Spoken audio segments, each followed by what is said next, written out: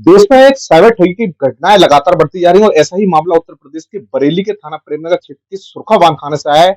यहाँ पर भी साइबर ठगों ने 10 घंटे तक एक दंपति के लिए डिजिटल अरेस्ट करके रखा और ये 8वीं पढ़ने वाला ये छात्र, इसे मैं योद्धा इसलिए कहूंगा कि इसने अपने पूरे माँ बाप और जो परिवार है उनके पैसे ठगने से बचाए। इनसे बात करते हैं पूरा क्या मामला था, किस तरह से उनके लिए डिजिटल अरेस्ट किया था। क्या नाम है आपका? सर, मेरा नाम तन्वी सक्सेना है। सर ये बताइए क्या हुआ था आपके मम्मी पापा के साथ में, पूरी बात बताइए।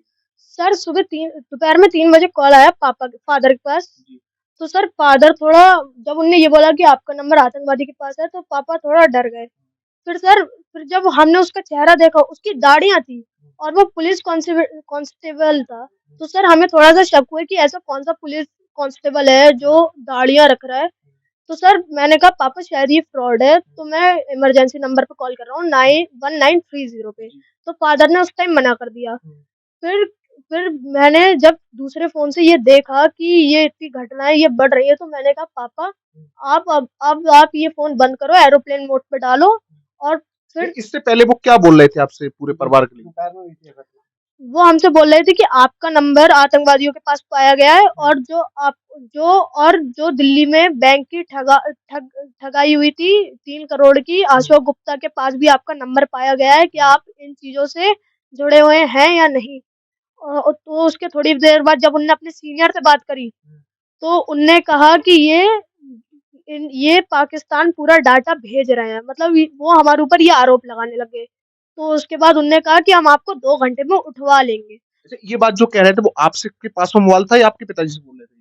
सर ये जो फ़ोन था ये मेरी मदर के पास था। ठीक है, हाँ। तो सर मैं थोड़ा साइड में था, तो मैंने फादर के फ़ोन से वीडियो बना ली थी। अच्छा, जब आपकी माताजी से बात हो रही थी। हाँ, हाँ। मैंने वीडियो बना ली थी, तो वीडियो मैंने प्रूफ़ के तौर पे रख दी थी बाद में। फिर जब हम पुलिस स्टेशन गए बाद में, प्रेमनगर थाना, तो वहाँ पे जब उन्होंने कहा कि प्रूफ़ के लिए जब कोई प्रूफ़ नहीं, है। आप पुलिस स्टेशन कितनी देर बाद पहुँचे? कब तक उनके लिए दस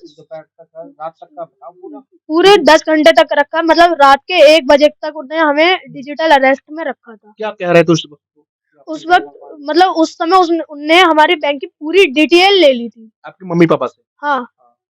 कितना पैसा था उसमें पूरी डिटेल में? सर करीब 6 लाख रुपए। अच्छा, क्या बोल रहे थे वो आपको, किस तरह से डिजिटल अरेस्ट कर रहे थे? सर वो ये बोल रहे थे कि आप अपने बैंक अकाउंट बता दीजिए, वो कर दीजिए, वरना हम आपको 2 घंटे में उठवा ले रहे हैं। ठीक है। फिर क्या किया आपने? फिर मैंने ये कहा कि फिर मैंने कहा कि सर आप ऐसा मत करिएगा, आपको हम जो आप कहेंगे वो हम कर रहे हैं। तो सर मैंने उसी समय वीडियो बना ली थी। ठीक है, फिर? फिर सर उनने कहा कि अगर आपको प्रूफ़ चाहिए तो हम आपको एक अरेस्ट वारंट देते हैं, तो उनने नकली अरेस्ट वारंट भी भेजा। क्या लिखा हुआ था उसमें, पढ़ा आपने अरेस्ट वारंट? सर हाँ, पढ़ा, उसमें लिखा हुआ था कि रोशी सक्सेना मतलब अरेस्ट अरेस्ट करने के लिए, जी, मतलब दिल्ली पुलिस अरेस्ट करने के लिए आ रही है। सर उस टाइम भी शक हुआ, अगर पुलिस आती तो बरेली पुलिस आती, जी। प्रेमनगर थाने की। तो सर ये दिल्ली पुलिस क्यों लिखा हुआ है? तो सर शक हुआ, उसके बाद मैंने फ़ोन पे भी इतनी बहुत घटनाएँ देखी थी। तो मैंने फादर से कहा, फादर अब आप ये बंद कर दो, मतलब एरोप्लेन मोड पे डाल दो, सुबह हम पुलिस स्टेशन चलेंगे तो वहाँ मदद हो जाएगी यानी हमारी। कि रात के 1 बजे आपने कहा इस चीज़ को? हाँ, अच्छा, जब आपके लिए पूरे मोबाइल से इस टाइम बात चल रही थी उन लोगों से? हाँ, हाँ, तो क्या मतलब बोल रहे हैं मोबाइल पे, कहीं आपको जाने को मना कर रहे थे क्या? हाँ, मतलब उन्होंने कहा कि खाना बनाना है, आप वीडियो के सामने रहिए, कैमरे के सामने रहिए, खाना है वीडियो के सामने रहिए। टॉयलेट जा रहे थे तब तक उन्होंने ये कहा कि आप गेट से बाहर क्यों जा रहे हैं, अगर कहीं जाना है तो परमिशन लेके जाइए। तो सर जब हम सो रहे थे तब भी दोनों कैमरे ऑन थे, एक इधर रखा हुआ था और एक उधर। तो सर वो हमारे ऊपर फुल नज़र रखे हुए थे, अगर हम एक भी कैमरा इधर-उधर हो रहा था तो वो कह रहे थे कि आपकी मतलब जब मम्मा पूजा करने गई, तो उन्होंने कहा कि आपकी मदर दिखाई नहीं दे रही हैं। तो फिर दिखाया फुल कि हाँ, मम्मा पूजा कर रही है। तो सर ये जब सब हुआ, फिर जब पुलिस स्टेशन गए तो पुलिस वहाँ। स्टेशन यानी रात में आपने अपना मोबाइल के लिए बंद किया, उसके बाद सुबह पहुँचे। हाँ सर। पुलिस से कैसी मदद मिली आपके लिए? सर पुलिस से बहुत बढ़िया मदद मिली, मतलब जब वो भैया थे नहीं, तो जब उनके घर गए तो भैया ने तुरंत ही उधर से अकाउंट सारे फ्रीज़ करवा दिए हमारे। पुलिस इंस्पेक्टर ने? हाँ। प्रेमनगर के इंस्पेक्टर? प्रेमनगर के इंस्पेक्टर ने मतलब अकाउंट जब फ्रीज़ करवा दिए, तो जब उसका कॉल आया, तो जब फ़ोन उन सर के हाथ में ही था, तो सर ने उससे कहा कि आप क्या है ये? आप वर्दी पहने हुए हो और आपकी इतनी लंबी-लंबी दाढ़ियाँ। फिर सर ये पूरी बात हुई थी, उसके बाद में मुकदमा भी दर्ज करा गया उसके ऊपर। ठीक है, मुकदमा है। आपका क्या नाम है? संजय कुमार। अच्छा, आपके साथ पूरी घटना घटी जैसे ये बच्चा बता रहा है, थोड़ी घटना आप संक्षेप में बताइए क्या हुआ? किस तरह से आप बचे? सर फ़ोन आया 3 बजे और मेरी वाइफ़ का नाम वो है, वाइफ़ के लिए कहने लगे कि आपकी वाइफ़ जो है आतंकवादियों से मिली हुई है और 3 करोड़ का घोटाला हुआ है बैंक में, उसमें आपकी वाइफ़ का हाथ है और बहुत बातें करने लगे कि आपके पास बहुत पैसा है, आप हम हमारी पुलिस आएगी, आपको 2 घंटे में उठा के ले जाएगी आप जाने आपका काम जाने। तो हम घबरा गए हम भी क्या करते? तो बोले आपने क्यों करा ऐसा? हमने भैया कुछ नहीं करा, हम यहाँ रहते हैं जन्म से ही रहते हुए हो इतने बड़े हो गए, बुड्ढे हो गए। ये बात तक हमने उनसे कही, लेकिन नहीं आप हमारे सीनियर से बात करिए।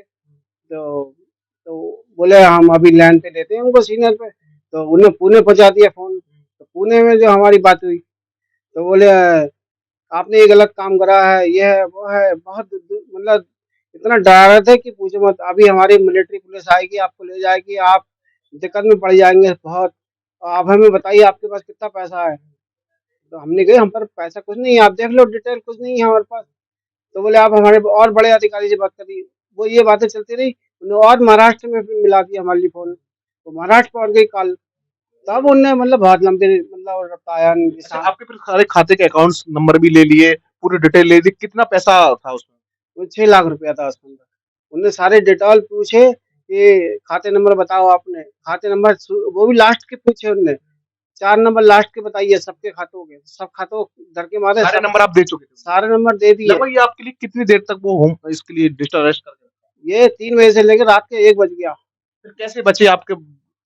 अब नीचे हमारे किराएदार रहते हैं, उन लोगों ने बताया कि ये फ्रॉड है, हम उनको भी नहीं बता पाए डर के मारे। ना हम नहीं, किसी आपने रात के 1 बजे आपके बेटे ने फिर कहा कि पुलिस की उस तरह बच बेटा पाया? बेटा तो हमारा शुरू शुरू से कहता चला आ रहा पापा बंद कर दो, पापा ये फ्रॉड है, पापा बंद कर दे फ्रॉड है। हमने इसको डाँटते रहे, नहीं बेटा हमारी मम्मी चली गई, हम भी चलेगा उठ के, तू क्या करेगा अकेला? आप परेशान मत होइए, अभी भी आपके लिए डर है? अरे डर तो खाना तक सही से नहीं खाया जा रहा है। आप निश्चिंत रहिए, ये चीज़ फ्रॉड होता है, आपके बच्चे ने पुलिस ने आपकी मदद की थी। ये किसी तरह का कोई भी ये सारे सब फ्रॉड होता है। आप बताइए। फ्रॉड तो होते हैं सर, लेकिन हमारा बच्चा मना कर दिया था, पापा हम इसे बंद कर दो इसे, फ्रॉड है ये। लेकिन हमने कहा बेटा तू चुप रह, चलने दे जो हो रहा क्या कर रहा है। सारे नंबर हमने दे दिए उनको फिर और पुलिस के पास पहुँचे, पुलिस ने कैसे मदद की? पुलिस के हमने रात को खसिया के फ़ोन ही बंद कर दिया और उसके बाद हम सुबह 6 बजे जल्दी से पहुँचे पुलिस के पास।